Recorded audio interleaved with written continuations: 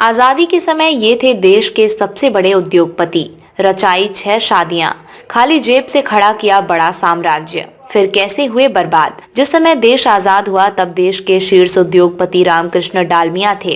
वो self made शख्सियत थे। वो राजस्थान से करीब खाली जेब ही कोलकाता आए थे। फिर यहाँ छोटी मोटी नौकरियां की, दलाली की। एक समय ऐसा भी आया कि लोगों ने उन पर भरोसा करना छोड़ दिया। पैसे उनके पास थे नहीं, लेकिन उसके बाद उनकी किस्मत ऐसी बदली कि वो आगे बढ़ते चले गए। उन्होंने फिर देश का सबसे बड़ा औद्योगिक साम्राज्य खड़ा किया।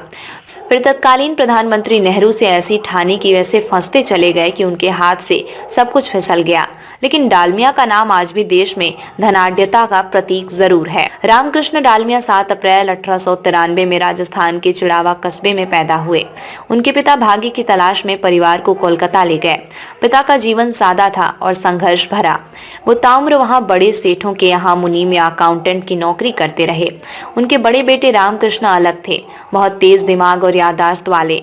गणितीय क्षमता तो जबरदस्त थी। बचपन से ही उन्होंने छोटा मोटा काम शुरू कर दिया था।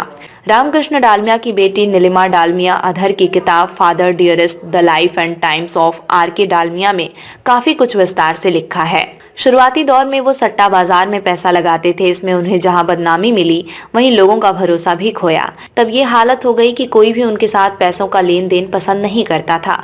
लोगों ने उधार देना बंद कर दिया। एक बार उन्होंने पिता के वो 500 रुपए चुराए जो उस फर्म के थे जहां वो काम करते थे।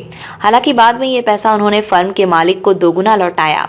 ऐसे समय में जब किस्मत उन्हें हर ओर से दगा दे चुकी थी, वो ज्यादातर कामों में नाकामी देख चुके थे।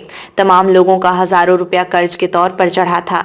तब एक पंडित जी ने उनका हाथ देखकर कहा, तुम अगले 1 हफ्ते में अमीर हो जाओगे। तुम्हारे हाथों में 1.5 लाख रुपए होंगे।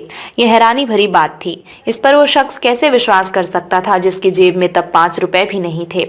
ऐसा हुआ, अचानक चांदी के दाम बढ़ने लगे। उन्होंने लंदन में चांदी की 4 फर्मों में जान पहचान का फायदा उठाते हुए हजारों रुपए की चांदी बुक करानी शुरू की। हालांकि तब भी उनकी जेब में पैसे नहीं थे, लेकिन इसे ही किस्मत कहते हैं।